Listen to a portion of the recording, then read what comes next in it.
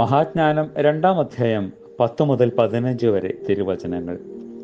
ബാരക്കുമോർ. നീതിമാനായ ദരിദ്രന്റെ മേൽ നമുക്ക് ശക്തിപ്പെടാം.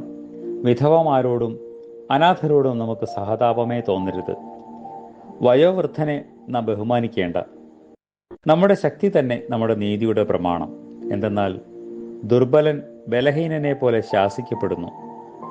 നീതിമാനെ പതിയിരുന്ന് നമുക്ക് ആക്രമിക്കാം. അവൻ നമ്മിൽ സന്തുഷ്ടനല്ല. അവൻ നമ്മുടെ പ്രവർത്തനങ്ങൾക്ക് എതിര് നിൽക്കുന്നു.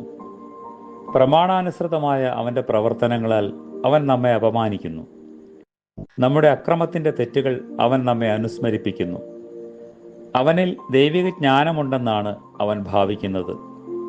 ഞാൻ ദൈവത്തിന്റെ മകനാണെന്ന് അവൻ സ്വയം പറയുന്നു. നമ്മുടെ ചിന്തനങ്ങളെ അവൻ ശാസിക്കുന്നു. അവനെ കാണുന്നത് പോലും നമുക്ക് ഭാരമാണ്. അവന്റെ ജീവിതം മറ്റുള്ളവരുടേതിൽ നിന്നും വ്യത്യസ്തമത്രേ. അവന്റെ മാർഗങ്ങളും വ്യത്യസ്തം. കാരുണ്യവാനായ പിതാവേ, നിന്റെ ശ്രീഭണ്ഡാരത്തിൽ നിന്ന് കരുണയും മനോഗുണവും ഞങ്ങൾക്ക് ലഭിക്കുമാറാകണമേ. ആമേൻ.